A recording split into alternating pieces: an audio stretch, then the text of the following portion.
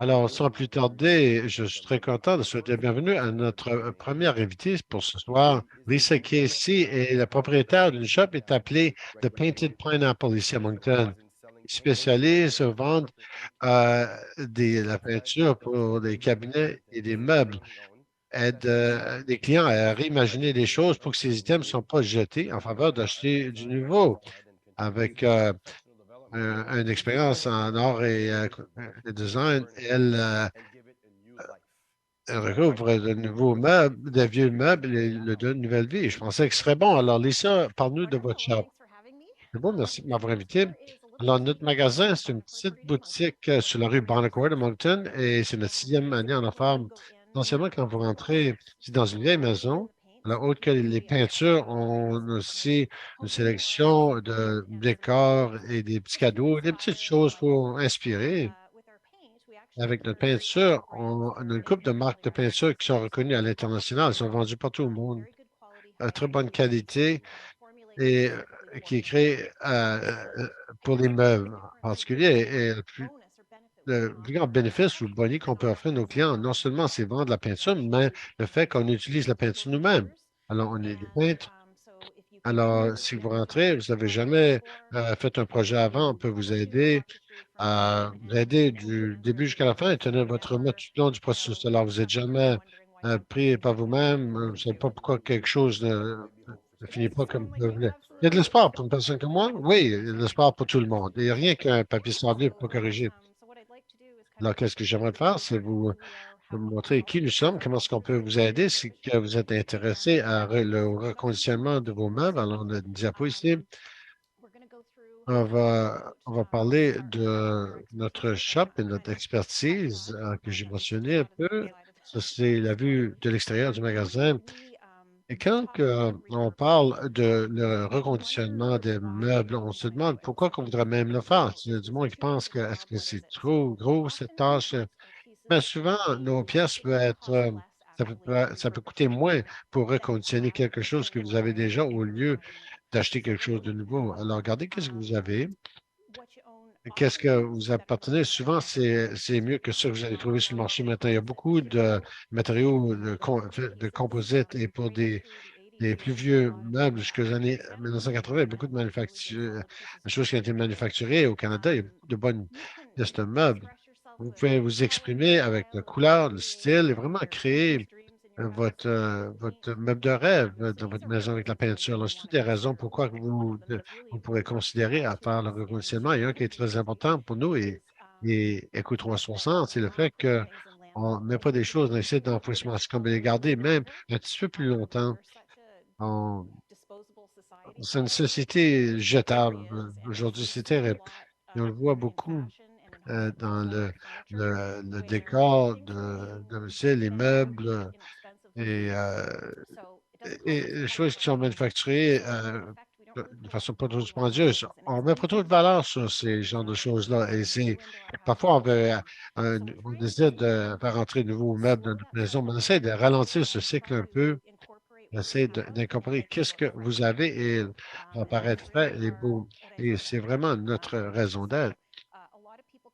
Il y a beaucoup de monde qui vient nous voir, beaucoup viennent nous voir et ils vont soit avoir des pièces de meubles dans leur maison qui, qui ils ont investi dans un beau set de chambre à coucher dans un temps passé, puis ça a l'air vieux. Peut-être vous avez quelque chose qui à vos ancêtres, appartenait à vos ancêtres, à votre famille, mais ça n'a pas sa place maintenant. Peut-être vous cherchez quelque chose de très spécifique. Pourquoi vous avez besoin que vous n'avez pas maintenant, au lieu de garder du nouveau, peut-être que dans des marketplaces sur Facebook, Kijiji, des encans, et ainsi de suite. Alors, je veux repasser une couple d'expériences qu'on a vécues quand on a commencé à aller chercher des meubles. Avant, on suivait les encans, on dirait fou, on achetait tout. On achetait sur Marketplace. Alors, je vais vous montrer des choses. Si vous êtes en train de chercher des sources, le premier, c'est moi en train de sentir un tiroir. Souvent, des vieux meubles peuvent sentir un peu comme les boulamites. Ça peut être entreposé quelque part ou des euh, des animaux vivants, des maisons, des fumeurs, et le bois, des porcs dans le bois. Alors, ça retient l'odeur et ça peut être corrigé, mais est-ce que tu veux investir ce temps? Parce que ça coûte un petit peu plus d'argent et ça prend un petit peu plus de temps pour corriger. Prochaine chose, quand vous cherchez des morceaux, si vous voulez regarder pour du vrai bois ou MDF, tout le monde va dire, non, c'est du vrai bois, c'est pesant. Alors, je vous montre dans celui-ci que parfois, une partie en bois, ça ne pèse pas aussi tant qu'un morceau manufacturé. Vous voulez aussi chercher des choses. Ici, je vous montre l'endos de ceci. Vous pouvez voir que le bois couvre de tout le dos. On va voir cette partie, si c'est fait de composite, qui peut encore être peinturé c'est bon dans l'espace que vous avez. Ce meuble, c'est un de mes amis filles m'a demandé de le refaire. On sait que, et ça, ça donne bien à son appartement. Alors, euh, débarrassez-vous pas de ces pièces-là, même s'il n'y a pas fait, du beau bois franc. Souvent, vous allez penser que c'est du vrai bois aussi. C'est seulement important si vous pensez que vous allez mettre du stain dessus. Mais celui-ci, c'est un laminé, du vrai bois intérieur laminé sur le fer. Une autre chose que vous voulez regarder, c'est les tiroirs qui ouvrent, les portes qui glissent. Les cabinets qui n'ont pas des serrures cassées, le bas de vos tiroirs et les runners, parce que ça peut être arrangé, mais c'est une dépense. Et surtout, si vous commencez seulement, c'est des choses qui peut-être que vous vous décourager et pensez, non, ça ne fonctionne pas. Encore une fois, je vais me débarrasser de ça. L'une des choses que vous pouvez essayer, la couleur, c'est la chose la plus simple. Très facile. Vous n'avez pas besoin de sabler et enlever toute la couche de peinture sur vos meubles. Vous pouvez simplement mettre couleur dessus. Très simple. Pas trop dispendieux. L'autre chose aussi, c'est le quincaillerie. Souvent, vous pouvez même prendre vos quincailleries, les peinturer et ça va te donner un nouveau look. Alors, si vous avez des poignées qui ont l'air peut-être les années 70, peinturer le noir, mettre le dessus et ça aide. On a aussi des choses dans le shop que vous pouvez utiliser pour couvrir du dommage. Vous pouvez même aller à un quincaillerie et acheter des choses que vous pouvez mettre dessus. Vous avez des graffinures ou des coches, vous ne voulez pas le remplir. Il y a des choses décoratives que vous pouvez ajouter à vos meubles. Souvent, on t'a dit que tu as enlevé la couche de finition dessus. Là, beaucoup de monde pense que c'est verni, on a besoin de l'enlever. Mais la peinture que nous, on travaille avec, c'est créé pour s'attacher à des pièces comme ça. Est-ce qu'il y a des surfaces que vous ne pouvez pas peinturer dessus? Pas vraiment, pour être honnête, avec la bonne préparation, vous pouvez peinturer sur n'importe quoi. Et c'est excellent si vous pouvez nous montrer un meuble, même une photo parfois. On peut vous dire, juste en le regardant, simplement à cause qu'au fil des années, on sait qu'est-ce que ça contient, mais il n'y a pas vraiment grand-chose que tu peux pas peinturer. Autre chose que vous pouvez faire, celui-ci, ça démontre quelque chose qui est très commun des années, des meubles de 70-80. Il y a beaucoup de monde qui dit, j'ai ce beau meuble, ben, ça a l'air comme le meuble de ma grand-mère. Je ne vais plus l'avoir, je vais avoir quelque chose de plus moderne. Alors, vous pouvez remplir tous les choses, les coches, ainsi de suite, qui est dessus. Vous pouvez mettre du papier dessus. Celui-là, au bout, on a ajouté des pieds dessus. Alors, souvent, vous pouvez changer un morceau en enlevant quelque chose. Vous savez qu'il y a des petits, certains petits ajouts, ajouter des pieds dessus, ça change la personnalité. Là,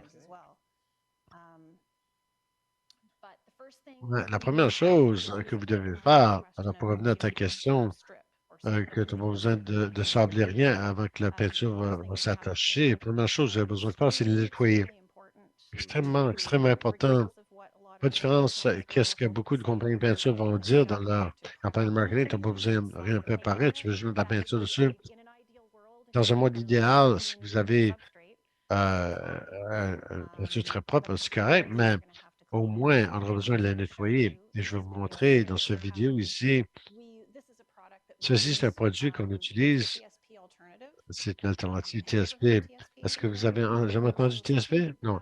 Certaines personnes ont entendu parler de ça, autres non. C'est trisodium phosphate. Tu l'achètes n'importe quel quincaillerie, c'est utilisé pour préparer les surfaces, même les murs. Ça enlève la graisse essentiellement. Alors, qu'est-ce que vous voulez faire avant que vous mettez de la peinture sur n'importe quoi? Vous voulez vous assurer qu'il n'y a, il y a aucun effet cumulatif parce que votre peinture va seulement coller à ça. Si jamais que ça veut, la graisse peut partir et s'il apporte la peinture avec elle, c'est pas la faute de la peinture, c'est la faute du nettoyage. C'est super important. Aussi, c'est une porte en chaîne. Euh, Ceci, ça sauve beaucoup d'argent. Ça prend du temps pour peinturer une cuisine, mais vous pouvez sauver ses potes. Après ça, pour prendre un papier à sabler. Vous allez voir dans cette photo, ça ne me prend même pas une minute et ensuite enlever la poussière. Maintenant, c'est considéré prêt à peinturer. Alors, ça aide pour l'adhésion de la peinture et parfois, c'est quelque chose de lousse avec votre TSP, ça va vous aider à l'enlever. Alors, c'est une étape de plus. Quelque chose qu'on aime savoir, si vous allez en train de nous demander si vous voulez peinturer quelque chose, alors vous avez un meuble, vous voulez peinturer. Vous pensez que c'est du bois, vous ne savez pas, je l'ai laminé. Il y a différentes applications pour préparer chaque surface. Au moins, vous voudrez le nettoyer. Celui-ci, ceci, c'est un produit qu'on vend. Peinture, il y a une peinture qui est appelée Ultra Grip. Alors, vous savez, délaminer les choses manufacturées, c'est une bonne idée d'ajouter ceci en premier parce que ça va vraiment s'adhérer à la surface. C'est une base, c'est à base d'eau. Tous nos produits sont à base d'eau et il n'y a pas de gaz qui sort pendant que ça sèche. Alors, c'est bon pour l'environnement. Oui, c'est une deuxième situation si vous peinturez du bois. Dans ce cas ici, c'est une porte en chaîne. euh, et qu'est-ce que c'est le bleach-through? Si je n'ai pas au courant, c'est ce qui arrive sur les bois comme du chêne. Et vous allez avoir ce genre de migration de couleurs qui va sortir et ça va. Et, c'est pas différent si vous le peinturez centaines de fois, les taches vont continuer à remonter à la surface. Alors, c'est la meilleure façon d'atténuer ça. Comme un seau, oui, oui, c'est ça que ça l'a. Et la troisième situation, vous voulez faire, vous voulez mettre un stain sur le bois. Ça, c'est plus avancé que simplement peinturer parce que là, vous allez avoir des chimiques dans les liquides que vous utilisez. Vous avez besoin de plus d'outils, sableuse, scraper, ainsi de suite, mais ça peut, et on peut absolument vous aider à faire ça. C'est très populaire et ça paraît très bien. Encore, pour revenir à changer de quincaillerie, les choses très faciles à faire. Beaucoup de personnes croient, voilà, qu'on en a, ils vont dire, j'ai un morceau de meuble et j'aimerais de faire avoir un certain look, ben, le quincaillerie ne fonctionne pas. Qu'est-ce que je peux faire? Ben, vous changez les pièces. Il y a dans toutes sortes de différentes tailles. Parfois, vous ne pouvez pas trouver quelque chose facilement qui va être, il pourrait utiliser les mêmes trucs qui sont dedans, mais le remplissage, c'est très facile. Cette pièce ici, vieille sorte de manche, et on va vous montrer comment rapide que c'est et comment facile que c'est de l'enlever, bien sûr. Vous allez enlever le vieux. Euh, le petit jig, vous pouvez appeler, acheter au magasin de Clé Carré et ça va vous montrer comment mesurer votre trou pour que vous êtes pas essayer de mettre votre trou bien droit. Ceci, jig, là, super facile, ils ne sont pas dispendieux. Et essentiellement, Mathieu, vos manches, trouvez votre centre, marquez vos trous et percez-le. Et c'est très simple. Comme je l'ai dit, vous pouvez vraiment changer le look de quelque chose en changeant le quincaillerie dessus. Moi, je pense que moi, je pourrais faire ça. Oui, certainement. C'est aussi à nouveau, tu as besoin d'une perceuse. Oui, ouais.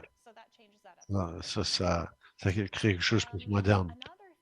Une autre chose, pour changer le look et le moderniser, si vous voulez, si vous avez un vieux morceau qui a des graffinures dessus, des coches, ça peut être rempli facilement. Si vous peinturez et vous ne mettez pas un style, vous pouvez utiliser les bouches pores. Euh, on pris un coton plastique et je vais le remplir. Et encore, ça a l'air comme du hummus, mais ça goûte pas du hummus, par exemple. Je suis certain. Super facile. Et ça, c'est juste, c'est un rapprochage très rapide. Ça va enlever ce vieux meuble et ça va le mettre une surface plate.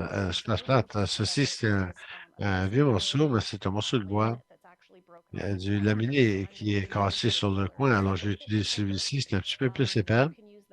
Je vais utiliser ça. Ou Bando, c'est un autre produit qui est souvent utilisé dans l'industrie de la réparation des meubles. Et ça remplit de plus gros trous. Ainsi que j'ai des conseils à vous donner. C'est ne fiez pas vos yeux, fiez-vous à vos doigts. Alors, pendant que vous sablez à la suite, mettez votre main dessus et si vous ressentez qu'il y a quelque chose là quand vous le peinturez, vous allez le voir. Mais parfois, vous sablez, vous dites, ah, j'ai fait du bon travail avec ça. Non. Alors, ceci, la personne de notre shop. On a beaucoup de nos produits en magasin, mais si on ne l'a pas, vous devez recommander qu'est-ce qui va pour vous. Tout le monde qui travaille dans le magasin et ils savent de quoi ils parlent, ils l'ont fait eux-mêmes. Et très contente de vous aider. Vous pouvez voir, oui, on a autre chose autre que la peinture. Ceci, c'est notre endroit de consultation. C'est là où allez nous apporter quelque chose et notre peinture lumière est là. On a aussi peinture Andy Sloan. Les deux sont très bien respectés. C'est la peinture durable pour les cuisines, les salles de bain, tous les meubles. Je pense que beaucoup de monde pense que c'est seulement c'est une peinture pour de l'artisanat, mais c'est vraiment durable, cette peinture. Elle est très facile à utiliser. Vous avez simplement besoin d'utiliser des étapes et n'importe qui peut vraiment apprendre à faire ceci. C'est pas compliqué du tout. Suivez les différentes étapes. Oui, défi accepté. Oui, beaucoup de monde qui ont rentré et voulaient vraiment arranger quelque chose. Ils avaient besoin parce qu'ils voulaient le garder et adorer ça. C'est tant que maintenant, ils font ça pour un deuxième revenu, ils peinture pour des amis parce que sortir de leur tête et ça leur donne quelque chose à faire. Et euh, c'est beau. Merci beaucoup. Je rappelle à tout le monde, vous pouvez mettre des questions pour Lisa dans la boîte Q&A, questions et réponses. Et on va poser une couple de questions. Moi, j'ai une couple de questions. Où est-ce que cette idée, comment est-ce que tu as commencé à faire ceci? Moi, j'étais chanceuse d'assister par un ami qui a commencé avant moi. Elle avait commencé un magasin, c'était à Lower Coverdale et je vivais à Toronto à ce temps-là. Et moi, j'ai toujours fait de l'art, j'aime vraiment le décor, j'ai toujours peinturé pendant du temps que j'avais 15 ans. Et j'ai aussi eu beaucoup d'expérience en détail. Même mon ami fille a commencé à vendre de la peinture et à faire des classes, et ainsi de suite. Et son trajet, sa direction de son entreprise a changé. Elle a commencé à faire autre chose, du coaching et travailler comme ambassadrice de marque. Alors, on pensait de vendre son entreprise, ou prendre la retraite et fermer ses bas. Et quand elle m'a dit ça, tout a explosé dans mon cœur. J'ai dit absolument qu'est-ce que j'ai fait. Toutes les choses que j'ai faites, ça me rend à ce point-ci. Et j'ai le détail dans mon sang. Et alors, on a déménagé, on a acheté son entreprise, l'a mis à Moncton de Laura Coverdale et on l'a pour 6 ans. Maintenant, je dois vous demander le nom de Painted Pineapple. Qui est-ce qui a décidé sur le nom? Alors, ananas, je suis pas au courant, c'est le symbole international du bienvenue. Soyez bienvenue chez vous, dans le vieux temps, tu présenterais un ananas dans la maison. Et parce que c'était si rare à un certain point, tu peux même les louer pour des fêtes. Alors, si tu étais très riche et tu voulais avoir quelqu'un pour une soirée, tu pouvais louer un ananas. Et si c'était très frais, vous avez beaucoup d'argent, ça commençait à détériorer. Ça dure encore 2, 3 jours et ça s'est loué parmi c'est un ménage. Ça, c'est un symbole de bienvenue. Vous rentrez à notre maison Vie sur site. C'est 2 maisons. Ben, nous, on vit là. Et alors, c'est la bienvenue chez nous et on veut que vous créez votre propre espace chaleureux avec la peinture.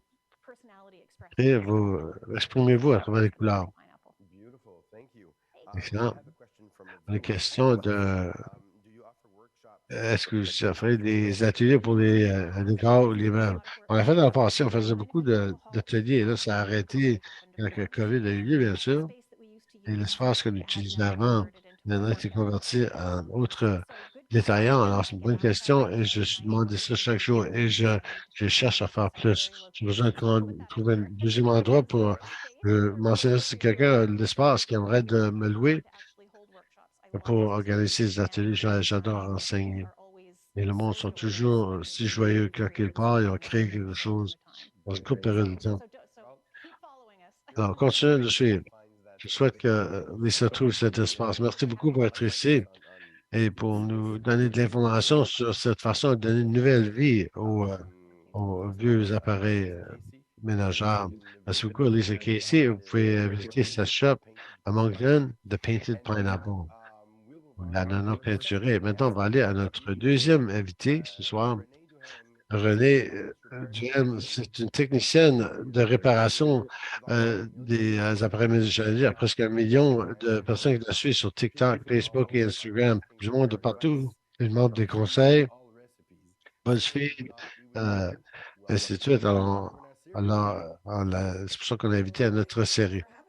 Merci Great to have beaucoup. you here. So tell us C'est about beau what d'avoir you ici. do. Alors, conte-nous, qu'est-ce que vous faites? Je suis technicienne dans la réparation des appareils ménagers. Est-ce que je devrais montrer mes diapos? Peut-être c'est la meilleure façon à l'expliquer. Alors, mon nom, c'est René. Je suis technicien pour la réparation des appareils ménagers. Je vis au Connecticut, aux États-Unis. J'étais une technicienne pour 6 ans et une créatrice pour 2 ans. Et comme tu l'as dit, j'ai plus que 950 000 personnes qui me suivent sur 3 différentes plateformes. J'ai une histoire sur moi dans Popular Mechanics, sur BuzzFeed et aussi All Recipes, ainsi que l'autre endroit aussi. L'année dernière, j'étais la première personne qui m'a influencé. Ils ont demandé à faire une tournée des cartes générales de Procter Gamble. C'est eux qui font la majorité de le savon, le détergent, ainsi de suite, Cascade, c'est une marque. La question la plus commune que j'ai, c'est comment est-ce que j'ai rentré dans la réparation des appareils ménagers? La réponse à ça, c'est assez direct, mais alors, la chance, les amis, la persévérance. Je cherchais des emplois à temps partiel pour faire joindre les deux bouts. Je travaillais dans beaucoup de différentes industries, le service alimentaire, le design militaire, ainsi que la photographie, la peinture et le visage. Ils sont professionnels. J'ai même travaillé dans un kiosque, dans un centre d'achat pour percer les oreilles avant de devenir un technicien style avant ça, le plus longtemps que j'ai tenu une emploi, c'était 2 ans. Mais, même mes amis rencontraient, ils disaient, je suis sur ça, mais je pense que ça c'était intéressant. Et ils étaient corrects. Donc, quand j'ai été dans l'entrevue, j'ai eu l'entrevue à cause de la recommandation et là, j'ai fini à avoir un job. Principalement à cause de mon service, l'expérience comme service à la clientèle, mais aussi que j'ai fait beaucoup de recherches sur Google aussi pour passer l'examen de qualification qu'ils m'ont donné. Et quand j'ai passé le test, ils m'ont dit, où est-ce que tu as appris tout ça? J'ai dit, ben, j'étais sur Google. Ils étaient impressionnés. Mon enseignante de maternelle, quand j'avais 5 ans, elle disait que j'avais une certaine motivation à l'intérieur de moi. Après 6 mois de formation, mais je fais encore la formation au manufacturier. Alors, je vois mes manufacturiers une fois ou 2 fois par année. 6 ans plus tard, je continue. Lisa qui a dit quelque chose qui a résonné avec moi. Plutôt, elle disait que toutes les choses qu'elle a faites, Avant, ça l'a rendu à sa carrière maintenant. C'est ça que moi, je pense moi aussi. Même j'ai une passion pour la réparation des appareils ménagers. C'est vrai que toutes les choses que j'ai faites m'ont rendu à ce point-ci, être ici aujourd'hui, faire tout ceci avec vous. Alors, sur le sujet de ma conversation aujourd'hui, je vais parler des pratiques exemplaires pour prendre soin et maintenir vos appareils ménagers. On va mentionner bon, c'est les gaffes qui sont faites. Je vais vous montrer aussi une couple de vidéos que j'ai faites qui sont pertinentes à ceci. Sa présentation, ça inclut des statistiques et de l'information. Juste pour prendre soin de vos appareils ménagers, c'est avantageux à notre environnement et votre portefeuille. On va sauver de l'argent, on va sauver de l'environnement, on va apprendre à utiliser les appareils ménagers de la bonne façon. Non, c'est les laveuses de haute efficacité. euh, Comparé aux autres, ils utilisent 20 moins d'électricité et 30 moins d'eau que les équipements qui ne sont pas à haute efficacité. Alors, il faut de l'argent. Le front load va être mieux. Ils sont plus délicats sur votre lavage. Alors, quand c'est utilisé de la bonne façon, parce que je vois beaucoup de personnes qui pensent que l'équipement en haute efficacité ne fonctionne pas aussi bien. Quand c'est utilisé de la bonne façon, il peut nettoyer votre linge aussi propre que les autres laveuses. Et en plus, il ne va pas, ça va conserver votre linge. C'est de l'argent. Donc, quand ça vient aux déchets et comment que les laveuses à haute efficacité peuvent vous aider avec ça. OK, être gentil sur ton linge. Les Américains du Nord envoient 10 millions de tonnes aussi d'enfouissement et 95 de ça peut être recyclé. Si vous ne l'utilisez pas de la bonne façon, ça va contribuer à sécher. Ah oui, c'est très élevé. Et ça, c'est la grande partie de la job, c'est l'éducation sur comment utiliser l'équipement de bonne façon parce que beaucoup de monde n'est pas des manuels. Moi, je suis coupable de ça, moi aussi. Ben, puis, vois, moi, il y a si tant d'informations très utiles dans vos manuels. J'ai aucune idée. Dans ça, je vais vous montrer les raisons les plus communes pourquoi que du linge se fait endommager dans les appareils ménagers. Le premier, c'est utiliser trop de détergent. C'est très commun. Ça, c'est une vidéo que j'ai qui parle de ceci. Utiliser trop de détergent.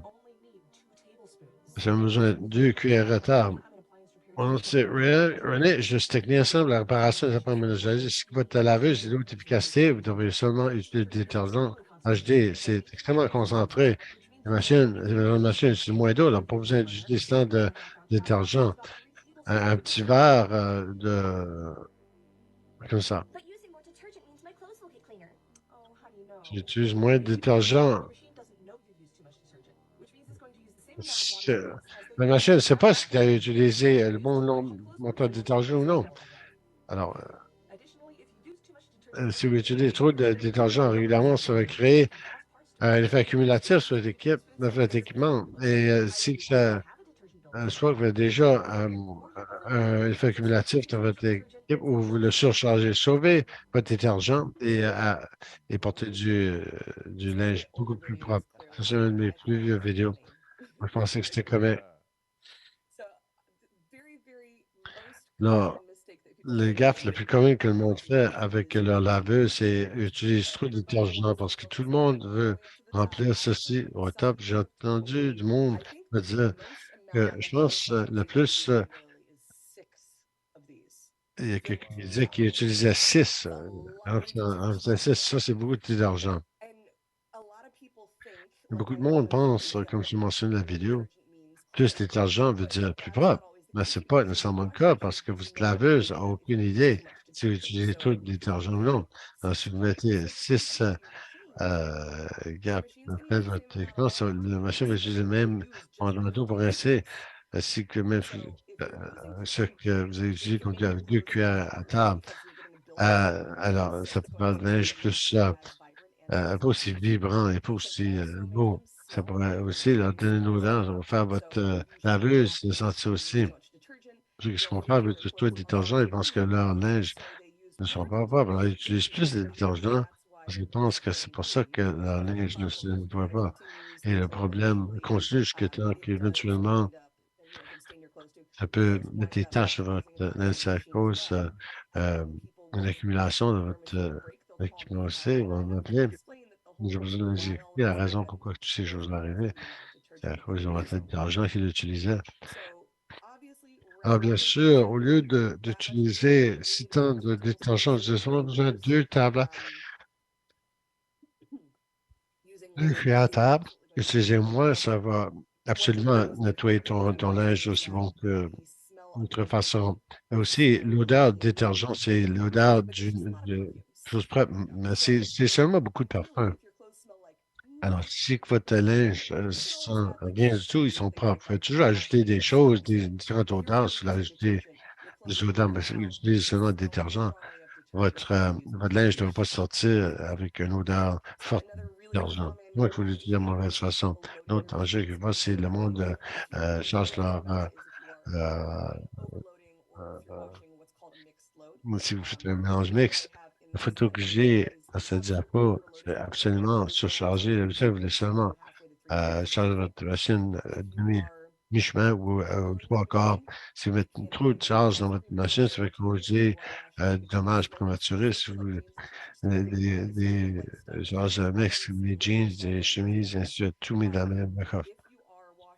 Si vous faites les charges les boutons, les épaules peuvent déchirer sur d'autres parfois, vous trouvez qu'il y a des choses dans le linge, une coche dans votre chemise. Alors, on a ces choses-là avec vos t-shirts blancs et votre tissu blanc, et ça se frotte un contre l'autre. Alors, ça a trop de friction et ça peut endommager votre linge.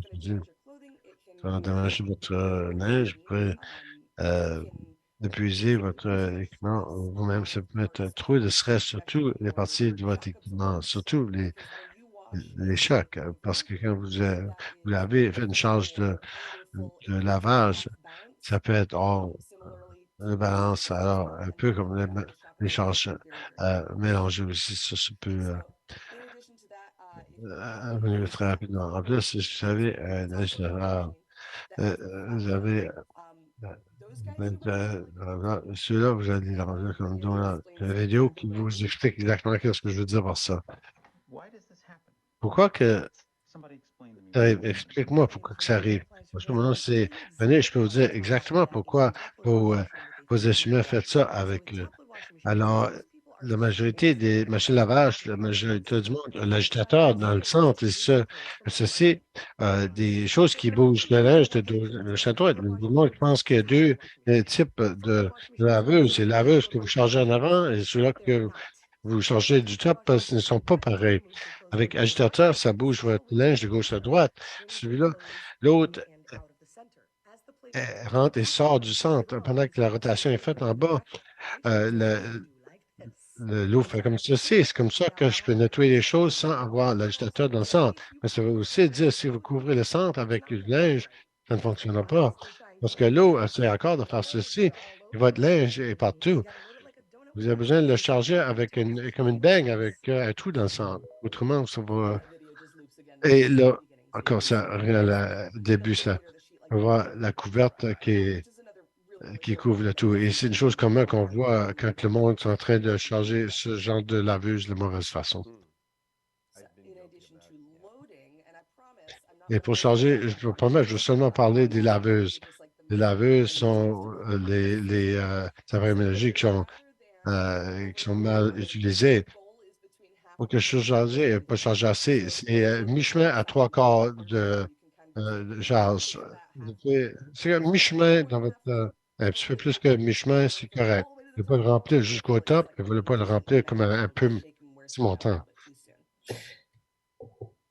Un autre gaffe commun que je vois beaucoup de monde faire, utiliser un trop d'additifs. Ça revient au le monde qui veut que leur linge sent comme le détergent et des additifs comme les CNP sont fantastiques. Tu as ajouté un peu de parfum dans le linge après qu'ils sont propres. Mais vous ne voulez pas en faire trop parce que si vous faites trop, ça peut avoir le même effet que si vous utilisez trop de détergent. En plus, utiliser des additifs comme les sandpaper, ainsi de suite, sinon utiliser trop, ça peut augmenter l'inflammabilité de votre linge. Parce que beaucoup de ces choses-là, la raison pour les mettre, c'est pour mettre une couche sur votre linge. Alors, au lieu d'adoucir votre linge, ça met une couche sur votre linge qui le fait sentir comme si c'était plus doux. Alors, c'est pas le tissu doux, c'est c'est l'effet cumulatif. Ça peut augmenter l'inflammabilité, ça peut réduire. euh, c'est pour ça que j'utilise pas avec des chemins et ainsi de suite, parce qu'on va pas absorber ce temps avec quand il y a cette couche sur votre linge. Ça va aussi causer beaucoup de problèmes avec la peau, parce que bien sûr, si vous avez toutes ces choses-là sur votre linge, ça touche votre corps à tout temps. Beaucoup de monde n'y pense pas. J'ai un client une fois qui j'ai été à cette maison et je lui ai expliqué à elle le détergent, le fabrique sharpener, ainsi de suite. Et ceci, c'était le client qui utilisait 6 tasses de détergent. Alors, j'ai tout expliqué à elle. Et là, c'est revenu parce que je ne m'en souviens pas. C'était une couple d'années passées, mais je ne savais pas qu'est-ce qui était endommagé sur son meuble à cause de tout, le détergent, tous les additifs. La machine était endommagée. Je vous ai commandé une pièce et elle revenait. Quand j'ai revenu, elle utilisait encore une laveuse, pas la sienne, mais à quelqu'un d'autre. Elle utilisait beaucoup moins à cause de ce que je lui dis. Elle dit, je dois te dire que j'ai eu de la problème à ma peau toute ma vie et tu as trouvé le problème. Parce qu'il n'y a personne qui pense à la laveuse, personne pense que, tout pense que j'utilise ceci, c'est propre. Vous n'avez aucune idée que si vous en faites trop, ça fait l'opposé. Alors, vous êtes aussi dermatologue aussi? Ah ouais, oui, apparemment, je peux vous aider. Mais ça peut causer toutes sortes de problèmes de peau. Ça peut empirer l'eczéma, ça peut causer l'acné, ça peut même, quand c'est des infections aussi, ça peut faire toutes sortes de choses pour votre linge, tout votre corps entier. Alors, vous ne voulez certainement pas n'en mettre trop. Et ceci, c'est l'endos la douceur, c'est un avertissement là-dessus. Ça peut augmenter l'inflammabilité de. Essaye de dire ça au monde, mais il n'y a personne qui lit les endos des bouteilles. Alors, au lieu d'utiliser, vous pouvez utiliser du vinaigre blanc distillé, ça que je recommande. Du fabric softener, ça met une couche sur votre linge. Le vinaigre blanc distillé, ça va un peu d'acide, alors ça va physiquement les faire plus doux au lieu de mettre une couche sur votre linge. L'autre bonne chose avec le vinaigre blanc, c'est que ça peut aussi aider à enlever le tout parce que le vinaigre blanc, c'est antibactérien. Alors, si vous utilisez ça, du Fab Saver, ça va garder votre machine propre aussi. J'ai toujours qu'il utilise le vinaigre blanc. Je l'utilise moi-même. Je sais que ça va fonctionner. Et ça ne fait pas ton linge se sentir comme le vinaigre parce que ça fait par se rincer. Ça va utiliser seulement la même chose avec la douceur à un certain montant, mais tu as du détergent là-dedans aussi. Et tu as du détergent là-dedans aussi. Oui. Ouais, je parle quand tu mets de la douceur dedans, il y a le cycle de rinçage dans le fin. C'est là que le vinaigre serait mis dedans. Ouais, c'est encore, ça sort avec tout l'eau. Alors, votre linge ne va pas sentir comme le vinaigre, mais vous avez les bénéfices de la douceur. Une autre chose, ceci, ça va être le dernier gaffe que le monde fait avec les laveuses. Et là, on va parler d'un autre appareil ménager. Alors, jamais nettoyer votre laveuse. Ceci, cette photo, c'est le dessous de ces agitateurs. Ça, c'est beaucoup de cumulatifs de détergent. La façon que ça fonctionne, c'est que ça s'attache à tous la saleté et les bactéries et c'est sorti dans le rinçage. Alors, quand vous avez un détergent qui a fait un effet cumulatif, c'est toutes ces choses-là. Quand ça peut se déposer sur votre machine, sur votre linge, souvent, quand le monde a une machine qui n'a jamais été nettoyée avant, vous avez ces petites choses brunes sur votre photo. D'habitude, ça finit à être sur votre linge. Ça a l'air des petites taches. huileux. Vous pouvez voir si c'est détergent parce que vous l'enlevez un peu, vous mettez sous l'eau, vous avez des petites bulles. Ça va être comme du savon. Ben, c'est ça que ça peut ressembler sur le dessous des laveuses. Oui, un effet accumulatif dans votre laveuse sur votre linge. En faisant ça, ça va diminuer déjà la vie de votre laveuse et votre linge. Alors, vous voulez vous assurer que vous le lavez. C'est très, très facile. Vous avez besoin d'utiliser un nettoyeur de laveuse une fois par mois.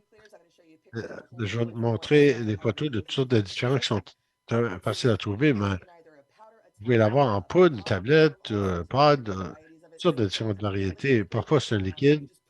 Mais vous mettez ça dans votre laveuse, suivez les directions sur la boîte ou la bouteille. D'habitude, ça veut dire un cycle de nettoyage ou le cycle plus long de votre laveuse et là, vous faites ça une fois par mois, très facile.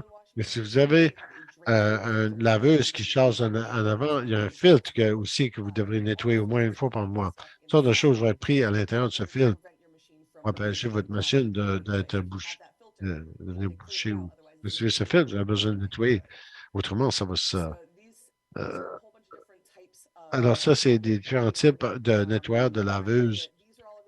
Je sais que ceux-ci sont tous disponibles aux États-Unis. Je sais qu'au moins à Fresh, je pense Tide, OxyClean, la majorité, sinon pas tous, sont aussi disponibles au Canada.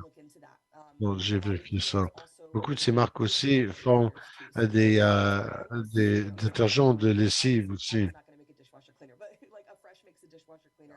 Et un Fresh peut, euh, peut laver vos laveuses à vaisselle aussi. Donc, ça veut dire aux sécheuses, haute efficacité, utilise 20 moins d'électricité. Il y a aussi des capteurs pour empêcher le statique et pour empêcher le surchauffement. Alors, les capteurs de votre sécheuse, c'est appelé un capteur d'humidité. Ça, c'est des deux petites barres dans la sécheuse. Chaque fois que du linge trempe les touches, ça veut dire à votre sécheuse que le tout est encore trempe. Alors, ça, c'est les capteurs. Parce que les vieux sécheuses n'ont pas une haute efficacité, il y a seulement roulé pour un certain montant de temps. À partir du temps. Les sécheuses à haute efficacité, il y a tu veux le mettre sur EcoDry, EcoSec, et qu'est-ce que ça fait? Ça peut sèche à plus faible température plus longtemps, qui utilise moins d'électricité que le sécher à moins haute température pour une courte période de temps. Ça a l'air un peu drôle, mais la chaufferette dans une sécheuse utilise plus d'électricité que le moteur. Lorsque le moteur roule pour un bon temps, versus la chaufferette, ça va utiliser beaucoup moins d'électricité. Ouais, enjeu numéro un avec du monde que les sécheuses, ils ne nettoient pas l'ouverture d'aération. Le tube que le sécheuse utilise pour mettre toute l'humidité dehors, c'est le tube qui branche à l'extérieur. Des, euh, les ouvertures d'aération peuvent augmenter le temps pour sécher ton linge par 60. Ainsi que ça a l'air comme si votre linge prend plus longtemps à sécher dans votre sécheuse. Bonjour, je voulais vérifier c'est votre ouverture d'aération ou de ventilation. Ça peut aussi augmenter votre utilisation énergétique par 75. Mais comment souvent qu'on devrait le nettoyer? Au moins une fois par année. C'est pas super fou, c'est pas rien c'est pas trop long, mais ça va absolument sauver votre facture d'électricité, ça va sauver votre sécheuse et votre linge aussi. Très, très important pour assurer que vous le nettoyez. C'est aussi dans la zone d'incendie. Alors, il y a des peluches dans ces ouvertures d'aération, des petits morceaux des fibres de votre linge. Vous bougez, vous pouvez voir des fibres qui tombent dans votre linge. Et c'est ça que c'est, le peluche. Et c'est très, très sec et ça brûle très, très bien. Non, si vous ne nettoyez pas votre ouverture d'aération, vous êtes en train de mettre ce tube, remplir ce tube avec des matériaux inflammables et vous mettez de l'air chaud là-dedans. Alors, vous voulez certainement vous assurer que vous le nettoyez.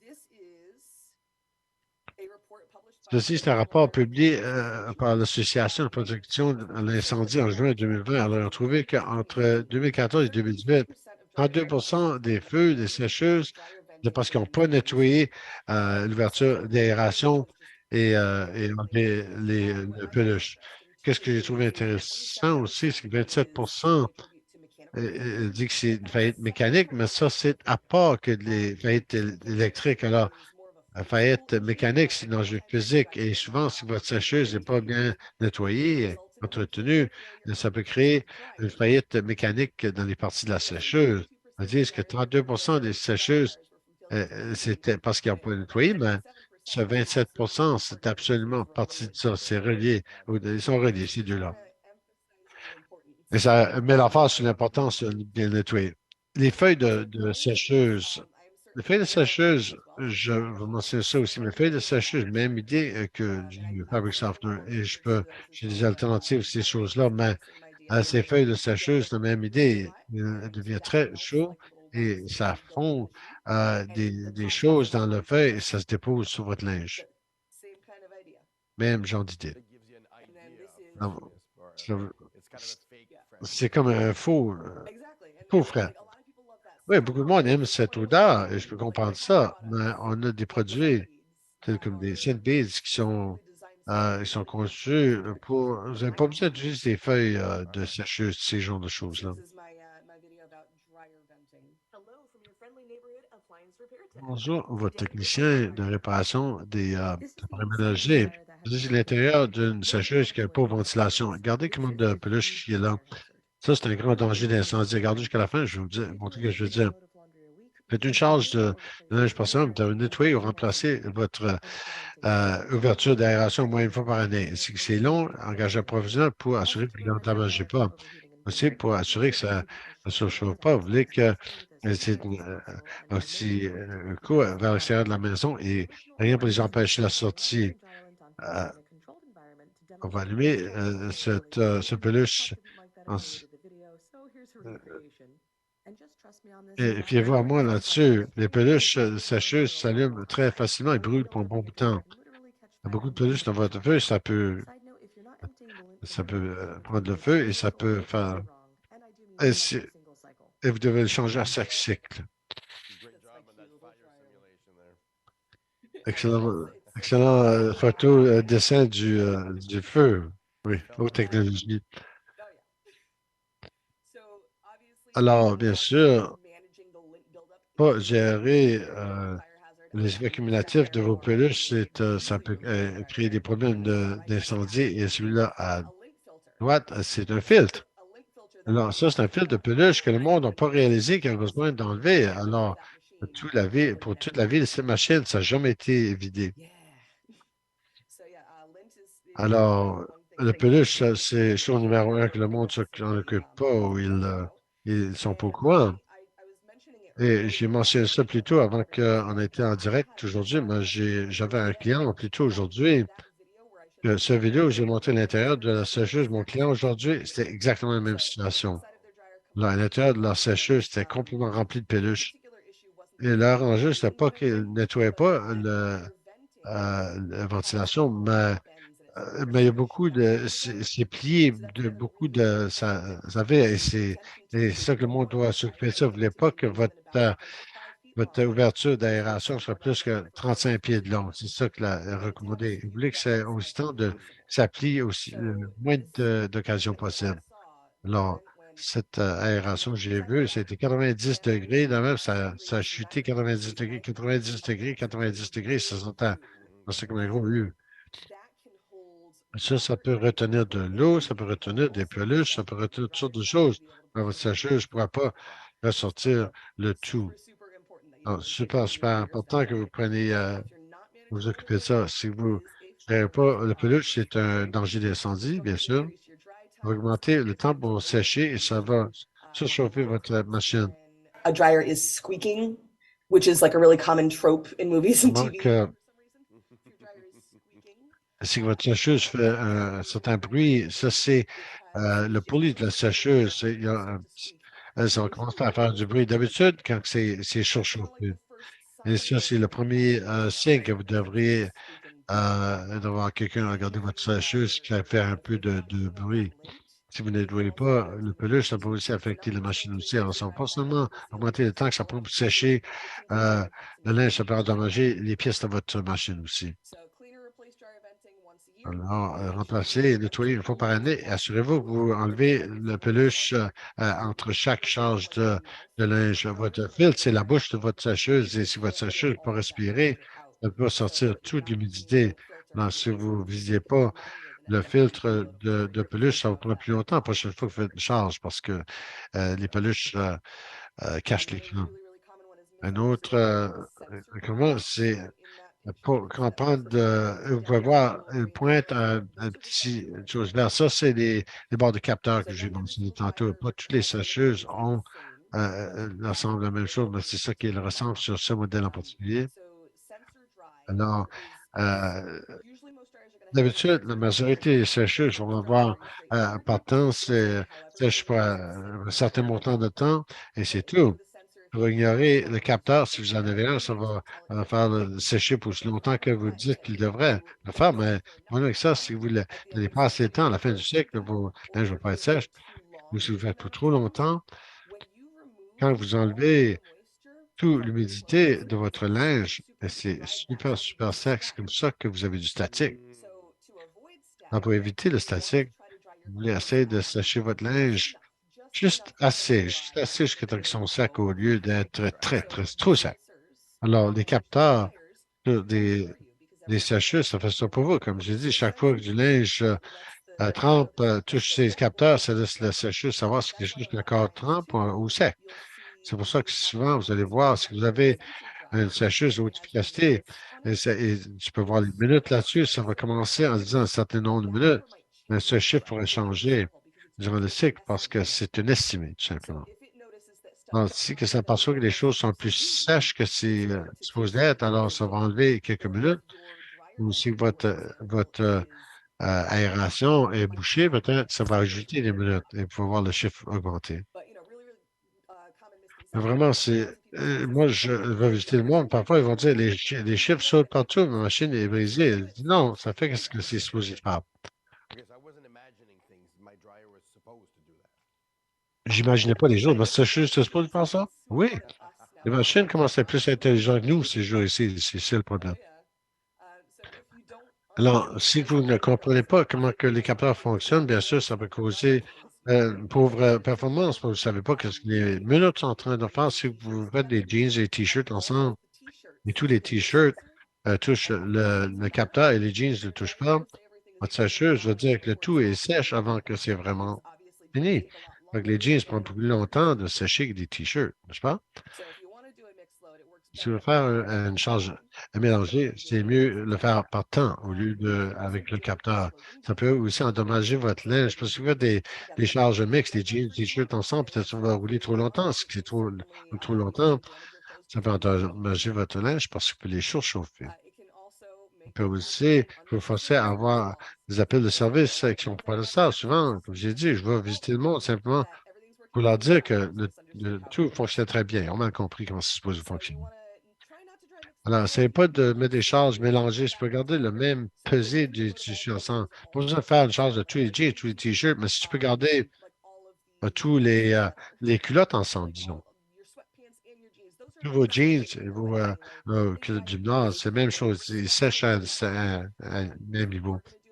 Si vous allez faire une charge mixte, vous utilisez sécher avec le fil du temps, ben, ça va être mieux pour votre portefeuille, mieux pour votre machine. Si vous essayez, va être mieux pour garder les types de tissus similaires ensemble. Essayez d'utiliser le séchage à capteur. C'est pour ça que c'est dans les diapos, le monde ne dépense pas. Tu as demandé aussi les feuilles de sécheuse. Les feuilles de sécheuse ça va créer un effet cumulatif sur votre linge. Ça va aussi avoir un effet cumulatif sur votre machine aussi et sur les barreaux de capteur aussi si vous en utilisez trop. J'ai aussi vu des feuilles de sécheuse être pris contre les barres de capteur et la machine roule et roule et roule parce que les capteurs sont bloqués ou peut-être que ça va à l'opposé et dire que le tout est fini dans quelques minutes parce que ça ne doit pas avoir de l'humidité parce qu'il y a une feuille de sécheuse dans le chemin. Je peux aussi faire la même chose que Microsoft fait pour ça, par l'effet cumulatif sur votre linge et réduire l'absorption de des choses qui sont supposées être absorbantes. Et ça va vous coûter plus d'argent. Parce que vous utilisez des feuilles de sécheuse, ne sont pas réutilisables. Alors, vous pouvez continuer à acheter des feuilles de sécheuse pour qu'ils font qu'est-ce que vous voulez qu'ils font. Au lieu d'utiliser des feuilles de sécheuse, vous pouvez utiliser des boules de laine. Ça va avoir le même effet, ça va faire rouler votre linge, ça va assurer que les choses sont sèches et ça, alors ça les garde doux, pareil comme une feuille de sécheuse, sans avoir l'effet cumulatif. Et je disais comme moi, la laine vous fait éternuer. Ils font aussi des balles de sécheuse en plastique aussi. Ils sont réutilisables. Oui, ils sont en plastique. Au moins, c'est pas tous les chimiques et le plastique qui sont dans les feuilles de sécheuse que vous êtes vous êtes continué à acheter. Alors, vous pouvez certainement utiliser les balles de laine ou les balles de plastique. Je recommande pas utiliser les feuilles de sécheuse. J'ai entendu parler de ça, donc je voulais confirmer ça avec toi. Oh, for sure. And now with dishwashers are Maintenant, les laveuses de vaisselle sont intéressantes. J'étais invité à Cascade et j'ai fait une couple de vidéos qui a été commanditées. Je vais vous montrer. Je travaille avec Cascade parce que je concentre sur l'éducation au lieu du produit. Alors, c'est très bon pour moi parce que c'est ça que j'aime faire. Dans des laveuses haute efficacité, utilisent 12 moins d'électricité, mais utilisent aussi 30 moins d'eau que des vieilles laveuses de vaisselle. Ils ont aussi des capteurs. Les capteurs pour ceux-ci, c'est un capteur de turbidité, c'est des capteurs qui envoient de la lumière aller-retour pour voir comment de choses qui restent dans votre eau. Alors, ça mesure essentiellement comment sale que votre eau est pour déterminer comment longtemps que ça a besoin de rouler. Et similaire à haute efficacité, n'importe quoi, des laveuses à vaisselle de haute efficacité roulent pour plus longtemps que des vieux des laveuses à vaisselle. Même chose comme les sécheuses et les laveuses. La raison pourquoi ils roulent plus longtemps, c'est parce qu'ils utilisent moins d'électricité. Ils ne sont pas aussi chauds qu'ils étaient avant. Non, ils roulent un peu plus longtemps. Et beaucoup de ça sauve c'est pour les normes énergétiques et la sécurité. Si que ça roule très chaud, c'est pas sécuritaire. Alors, laveuses de vaisselle de haute efficacité sont euh, comparé au lavage à la main. Les laveuses d'eau efficacité utilisent seulement 4 gallons d'eau au total par cycle. C'est-à-dire que si tu les laves à la main, ça veut dire 4 gallons d'eau chaque 2 minutes. La majorité du monde continue à faire couler l'eau quand ils lavent leur vaisselle à la main. Alors, j'ai mon premier vidéo casquette qui explique tout ça. Moi, je suis technicien. Voici casquette platinum. Est-ce que tu sais que tu sais, ça, 20 gallons d'eau par jour en faisant la laveuse de vaisselle? Inaudible.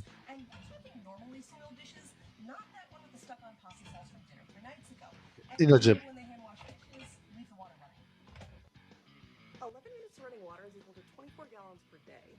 Tu peux utiliser 24 gallons par jour.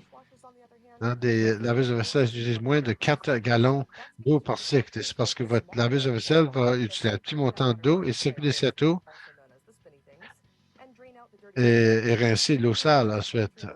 Et ça fait 2 ou 3 autres fois jusqu'à temps que vos vaisselles sont propres. Si vous faites votre lavage chaque soirée, ça peut sauver jusqu'à 20 gallons d'eau, même si que votre si n'est pas complètement rempli. Je veux dire que ces vidéos, ça demande une bonne balance de plaisir et de des informations. Ça, c'est un outil que je vraiment utilise. D'habitude, j'utilise seulement pour les vidéos parce que à ce point-ci, je peux faire un diagnostic des problèmes de lavage de vaisselle simplement en les écoutant. Parce que je peux entendre quel composant s'allume ou non. Mais c'est exactement qu'est-ce que cette porte claire veut. C'est un outil où les techniciens vous l'attachez au devant de la laveuse pour voir si les choses roulent bien. Et ça fonctionne très bien pour les vidéos aussi, quand je vais expliquer comment une laveuse fonctionne. Alors, les laveuses à vaisselle, la laveuse à vaisselle peut tenir 12 places. Alors, une place, c'est tous les vaisselles que vous avez utilisées dans un repas pour une personne. Et ça va probablement,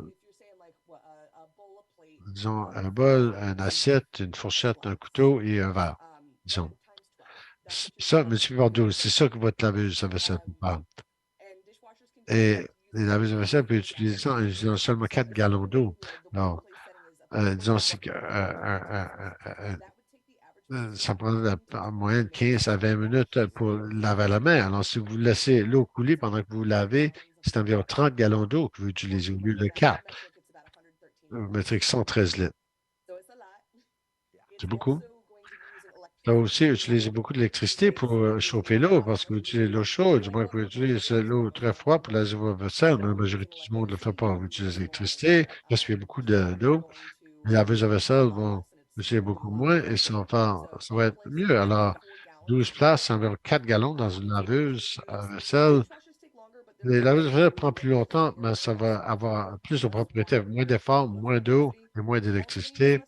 Vous utilisez moins de détergent parce que souvent que le monde les lave à la main et ils sont constamment en train de mettre plus de savon sur une éponge ou n'importe quoi vous utilisez pour laver, tandis qu'une laveuse de vaisselle, vous remplissez ça une fois, c'est la chose que vous avez besoin. Vous avez une plus petite quantité de détergent. Essentiellement, ça vous sauve beaucoup d'argent.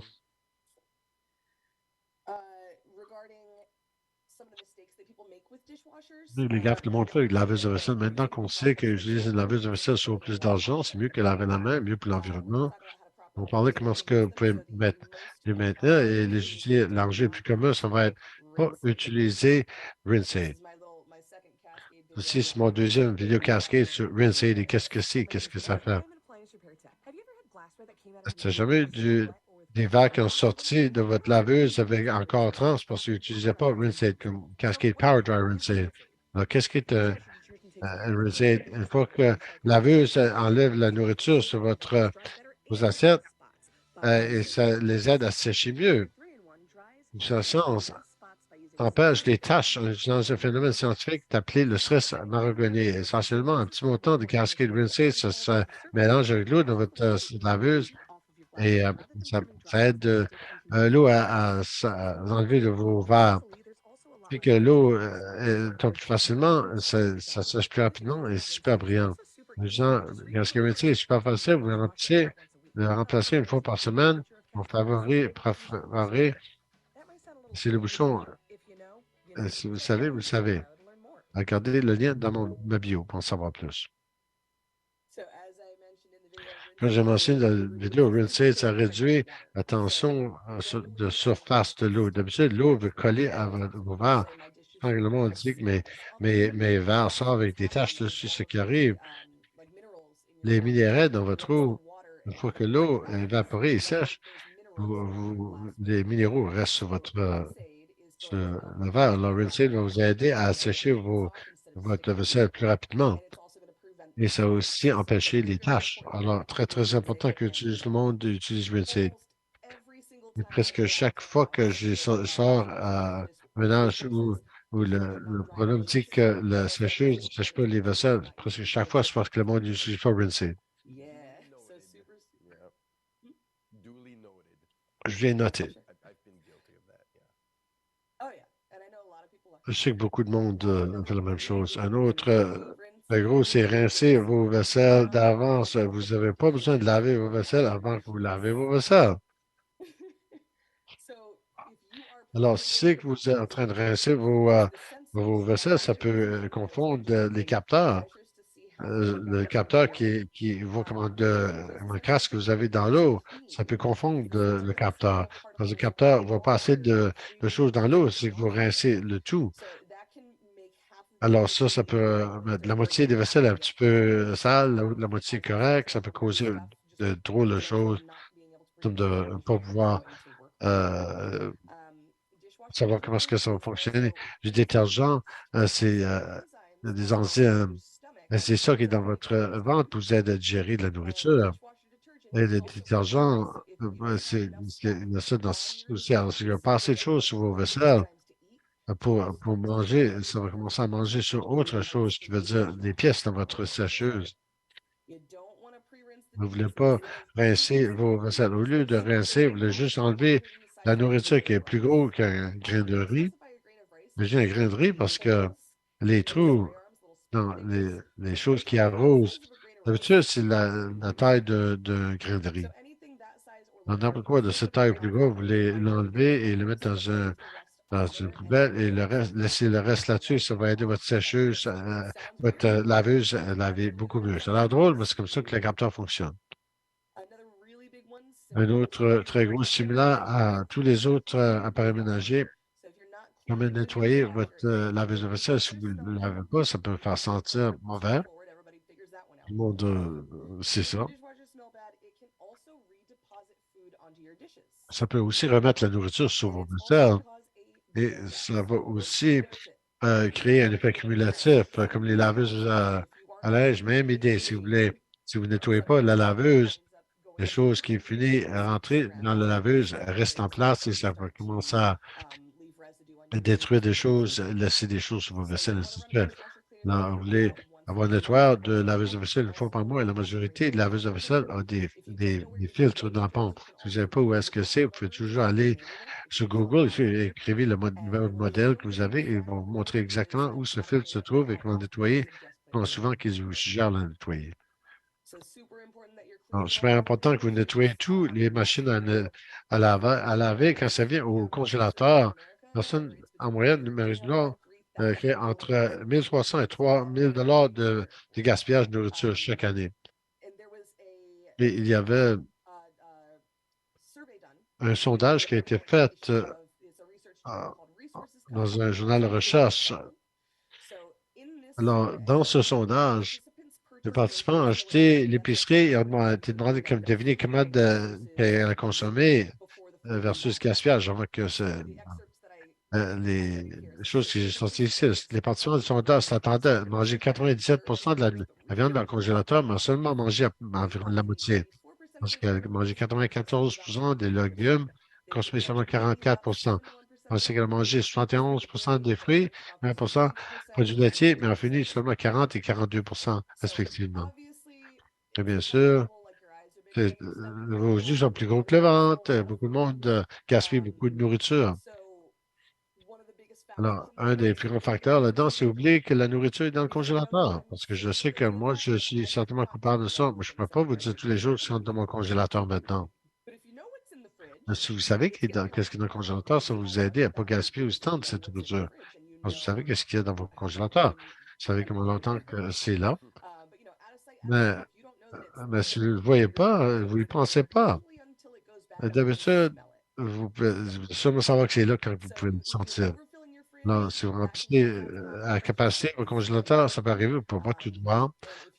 Et si vous n'êtes pas organisé, même chose. Alors, si vous pouvez essayer d'organiser votre congélateur de la meilleure façon possible, il y a toutes sortes de TikTok, monde qui organise leur congélateur.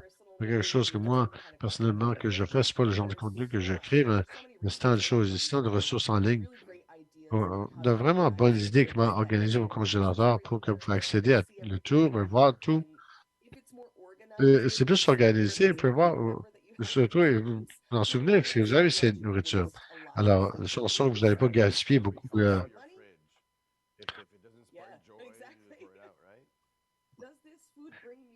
Est-ce que cette nourriture m'a pas de la joie?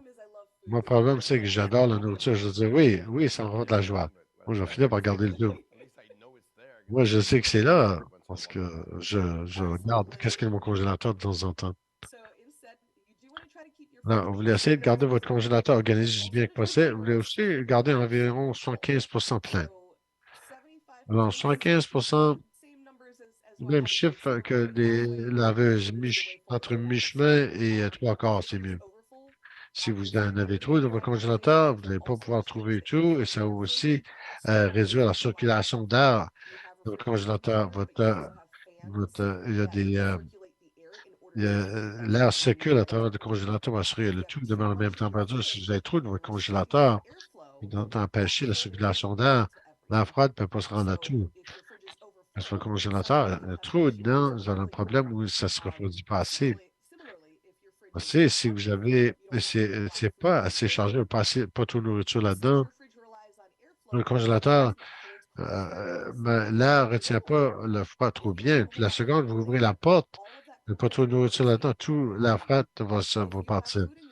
Si vous avez de la nourriture dans le congélateur, la nourriture agit comme Ça aide à garder le tout froid parce que la nourriture retient ce froid. Alors, au lieu que l'air sort, vous avez la nourriture solide qui garde le froid là-dedans. C'est important de ne pas le remplir trop. Et c'est aussi important de ne pas le. Si j'ai un problème ou parfois derrière mon congélateur, la nourriture, alors je lis un petit peu, c'est ce que c'est rempli trop. Si que la nourriture gèle, souvent, c'est parce que c'est devant les ventilateurs. Si vous avez l'air qui secoue, ça a besoin de venir de quelque part. Non, souvent, ça va être juste devant le trou de ventilation. Je sais que dans mon congélateur, si je mets mes œufs, parce que j'ai les congélateurs simples, le congélateur en haut euh, et le frigo en bas, parce que le congélateur en haut, tout l'air vient du congélateur. Ça souffle dans le réfrigérateur et ça, d'habitude, c'est une place qui était proche de la première étagère si j'ai mes œufs ou euh, mes, euh, mes verres sur la première étagère parce que c'est proche de la tube de ventilation, ça va geler. Assurez-vous que vous savez où ces trous de ventilation se trouvent. Essayez pas de mettre des choses qui sont susceptibles au gel devant. Et si vous avez un problème avec si vous avez trop de nourriture dans votre congélateur, vous avez un très gros congélateur peut-être. C'est difficile à organiser les choses, à essayer de trouver les choses parce que le congélateur est si gros que les choses sont cachées parfois. Un bon petit conseil de mon partenaire, parce que lui fait ça. Si vous avez un gros congélateur comme ça, gardez un petit inventaire sur un whiteboard. Vous gardez un whiteboard magnétique attaché sur votre congélateur. Là, vous pouvez écrire qu'est-ce qui est à l'intérieur de votre congélateur et déverser au fur et à mesure. Une très bonne petite outil à avoir. C'est un peu de travail, mais si vous ne voulez pas avoir besoin de physiquement organiser votre congélateur pour au moins garder un inventaire. Et cette façon-là, c'est moins de travail, mais vous savez qu'est-ce qu'il y a à l'intérieur. Parfait.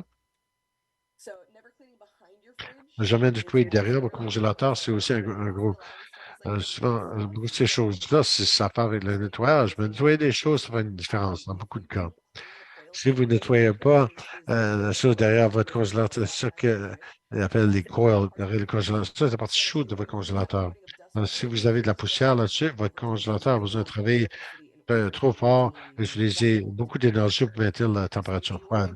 Ça va vous assurer que vous nettoyez derrière ça, ça va utiliser trop d'électricité, ça va aussi cacher les choses avec des fuites. Donc, si vous ne regardez pas pour faire l'inspection derrière vos congélateurs, ça va cacher beaucoup de problèmes. Beaucoup des fuites d'eau ne sont pas découvertes que tant qu'ils passent à travers le plancher, dans le toit du plafond, à travers le plafond, dans le sous-sol. Et sans là, il y a assez de dommages d'eau. C'est un gros problème. Alors, si vous sortez votre congélateur une fois par année, vous pouvez attraper le problème avant que ça devienne un désastre. La même chose, c'est pour les nuisibles et les reptiles, ainsi de suite. Il y a beaucoup de façons où qui peut endommager vos appareils ménagers. Ils aiment manger à travers des choses lorsqu'ils entendent l'eau passer à travers, souvent ils vont euh, manger sur les fils. Si vous n'enlevez pas vos congélateurs une fois par année, peut-être vous allez manquer les signes prématurés des souris parce qu'ils aiment se cacher dans les coins noirs que le monde ne va pas visiter. Alors derrière le congélateur, c'est un bon pour eux autres. Très important que vous sortez votre congélateur une fois par année pour faire l'inspection pour des fuites, des bébites, des choses. C'est ce que j'ai pour les congélateurs. Quand ça vient au poêle, qui va être la dernière ménager que je vais mentionner. Alors, un poêle, euh, je, mais il appelle un range, qui est un four et un fourneau et un poêle. Et une gaffe que le monde fait, et j'ai une vidéo qui parle de ça. Je suis technicien, si votre four a l'option pour le auto-nettoyage, n'utilisez pas. C'est clair que je parle des gens de auto-nettoyage qui devient très, très chaud pour brûler tout la nourriture. Si vous avez besoin d'ajouter un petit peu d'eau là-dedans et la vapeur vous aide à réduire ça à une température faible. Donc, comme je dis, le premier type, ça vient très, très chaud. C'est 900 degrés Fahrenheit plus. Parce qu'en plus de brûler la nourriture à l'intérieur de votre four, ça peut aussi ça peut attacher vos fours. et ça peut nuire des petits animaux, causer un incendie, des brûlures au troisième degré, même en touchant à l'extérieur de la porte et même en dommager partie du four. Mais quand briser la vitre ou ces photos ont été envoyées par un ami, Dave, qui est aussi technicien. Ceci, c'est là où on a mis l'auto-nettoyage en bas. Ça devient si haut que ça commence et ça a pris en feu. Quand on m'a dit moi, que j'ai eu une ceinture de fumée pour la première fois dans 30 ans, on a même besoin de porter le service d'incendie parce que les flammes sortaient du centre. Elle dit, je connais plus, mais son four était très propre, mais ça ne va jamais s'allumer à nouveau. Et ça ne vaut même pas la peine d'arranger. Et alors, pourquoi est-ce que c'est si dangereux? Pourquoi ça existe encore? Le manque de connaissances, c'est encore un grand point de vente. C'est qu'un poêle n'a pas l'auto-nettoyage. Les manufacturiers mettent des avertissements à l'intérieur du manuel qui parlent des dangers de l'auto-nettoyage pour éviter des enjeux légaux. Dans les manuels, la majorité du monde ne lit pas. Pourquoi je parle de ceci? J'ai du monde, c'est que ce commentaire qui a dit qu'on utilise l'auto-nettoyage pour des années sans problème. Des personnes-là, je dis, je suis content que tu n'as pas de problème. Mais des preuves ça ne veut pas dire que ça n'arrive pas. En plus, est-ce que ça vaut la peine de jouer à la roulette avec les feux, les incendies? Mais n'importe quoi que vous faites,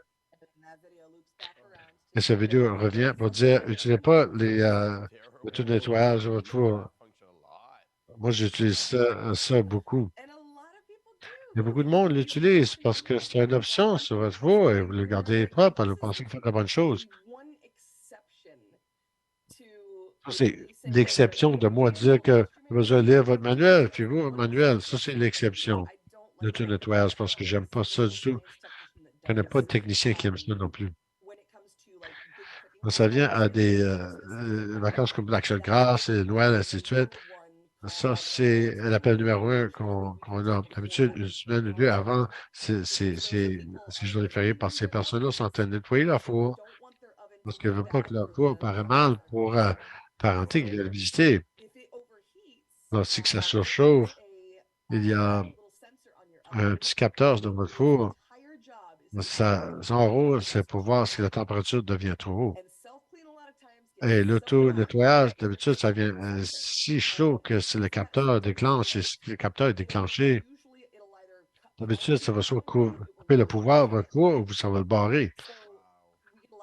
Alors, on reçoit beaucoup d'appels avant ces grandes vacances parce que le monde dit, moi, j'ai fait l'auto-nettoyage et maintenant, j'ai aucun pouvoir, juste avant l'action de grâce.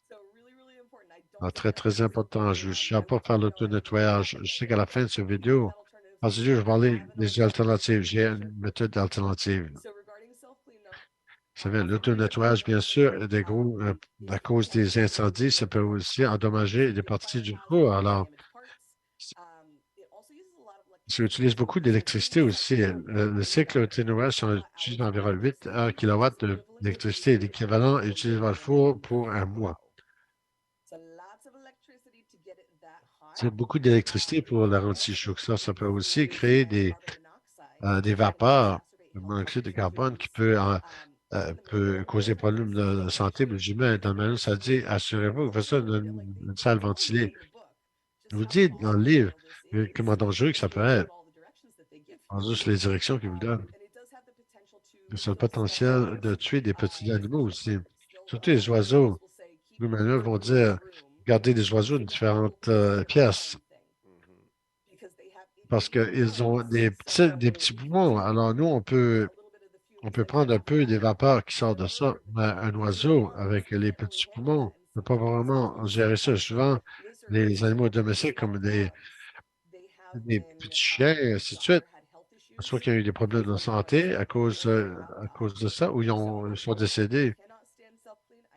Je ne dis pas d'auto-nettoyage, c'est encore une option. Au lieu de faire l'auto-nettoyage, vous voulez faire un nettoyage de la vapeur. L'industrie commence à s'éloigner de l'auto-nettoyage en faveur du nettoyage à vapeur. Alors, certaines marques, Whirlpool, celui-là que je le vois plus commun, ils ont une option de nettoyage à vapeur. Vous mettez de l'eau en bas. C'est conçu pour que, il y a comme un petit bassin en bas que vous mettez de l'eau dedans, mais ça va réchauffer une température plus faible, mais ça va créer de la vapeur. Alors, c'est facile à enlever tout les choses sur l'intérieur. Le nettoyage à vapeur utilise moins d'énergie aussi, 3 kilowatts versus 8 kilowatts qu'un auto-nettoyage utiliserait. Ça va être mieux pour les pièces. Ça va aider en général. Le nettoyage, c'est encore important. Nettoyer le four, c'est important parce que ça va aider à réchauffer votre four plus rapidement. Ben, je vous encourage de faire du nettoyage à vapeur. J'ai aussi un lien sur mon site Internet qui va au site Internet Whirlpool où ils ont des instructions sur comment faire le nettoyage à vapeur dans vos fours, même si vous n'avez pas ce cycle-là. Mon site Internet a toute l'information là-dessus. C'est beaucoup d'instructions, alors ça n'a pas grand sens de le mettre en présentation. Mais c'est beaucoup d'informations que j'ai mentionnées avec tous les appareils ménagers aujourd'hui. C'est peut-être nouveau. La majorité de ces choses-là peuvent être trouvées dans les manuels. La majorité des choses que j'enseigne, c'est des choses qui sont dans les manuels. Une des plus grandes choses que j'ai vues dans mon travail, c'est l'éducation des clients. J'ai des milles de clients, j'en ai 6 ans, que leurs appareils ont failli à cause de mauvaise maintenance. Et tous les manuels sont disponibles en ligne. Mettez votre numéro de modèle, ils sont faciles à trouver. Numéro de modèle sur un collant, notre collant sur l'appareil, c'est facile à trouver d'habitude, et c'est à l'intérieur de la porte peut-être, ou euh, ben, comment ça va sauver de l'argent, ça va avoir un impact positif sur l'environnement. En général, ça va faire sera mieux pour vous. Ça, c'est aussi des sites Internet qui pourraient vous aider aussi. Et ceux-ci vont être bons pour trouver plus d'informations sur les appareils ménagers de haute efficacité et comment que ils vont mieux fonctionner pour vous. Le lien pour Cascade, c'est tout là aussi. Toute l'information qui prend que les laveuses de vaisselle utilisent moins d'eau, ainsi de suite. Il y aura pas de ressources là aussi. Et les codes QR, là, c'est mon site Internet qui est random.com et mon courriel est là aussi. Ça, c'est ma présentation. J'ai une couple de questions, mais avant ça, je vais rappeler au monde que vous pouvez mettre des questions à la boîte de questions et réponses Q&A en français ou en anglais. On va sélectionner une couple pour notre invité bientôt. J'ai une question ou deux pour toi maintenant. Premièrement, comment important que c'est qui est la marque quand vous cherchez pour des appareils ménagers? La marque en soi-même, c'est pas ça que la chose la plus importante. La plus grande question que je vais se poser, quelle marque que tu recommandes? Et je recommande pas de marque en général. J'ai pas une marque spéciale parce que toute l'information que j'ai, c'est bien, parce que je vois toujours seulement ceux qui sont brisés et je travaille pour des concessionnaires de services à la compagnie des vitrines où ils montrent les appareils ménagers que moi, à partir du département de service qui va. Alors, je vois seulement les marques que ma compagnie vend. Et si ma compagnie vend plus de certaines marques, probablement, je vais voir cette marque beaucoup plus. Pas de différence si c'est une bonne marque ou non. Mais si ma compagnie ne vend pas qu'est-ce que le monde considère être la meilleure marque, je ne le verrai jamais. Là, j'aurais aucune idée. D'habitude, je dis au monde, la meilleure façon de déterminer qu'est-ce qui va mieux fonctionner sur vous, c'est pour regarder les revues. Fais le triage des revues par plus récent. Le plus récent, cette façon-là, il faut voir est-ce qu'il y a un problème ou ils ont fait une révision, quoi que ce soit. Vous enlevez tous les vieilles revues qui étaient mauvais avant que ça ait été corrigé, mais il faut voir les enjeux les plus récents que le monde a. C'est que tu vois du monde qui dit exactement la même chose maintes et maintes fois. Vous pouvez avoir une bonne idée que c'est certainement un enjeu avec le modèle. Merci. On a des questions. Est-ce que l'agitateur, est-ce que c'est un projet de les nettoyeuses de laveuse, vraiment ça, je ne vous encourage pas d'enlever l'agitateur parce que la majorité a un petit cap dessus qui glisse en place. Et si vous brisez un des clips, ça va exposer euh, ça peut endommager votre linge qui a frotte contre ça, ce qui est endommagé. Souvent, ça peut saisir aussi. Alors, j'ai une cicatrice ici sur mon nez parce que j'ai essayé d'enlever un de ces cet agitateur parce que c'était très, très pris. Je fais ceci souvent, je peux faire des gaps parfois et me blesser. Tandis qu'un peu sur mon dos,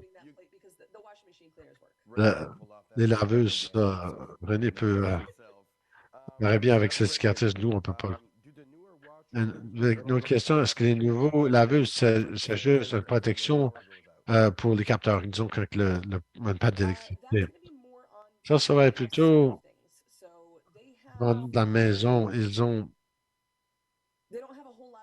n'ont pas beaucoup de protection parce qu'il y a trop d'énergie. Si vous voulez brancher votre laveuse, va être dans un protecteur, du moins que c'est pour les appareils ménagers, parce que quand tu as des cordes d'extension et ainsi de suite, il y a différents.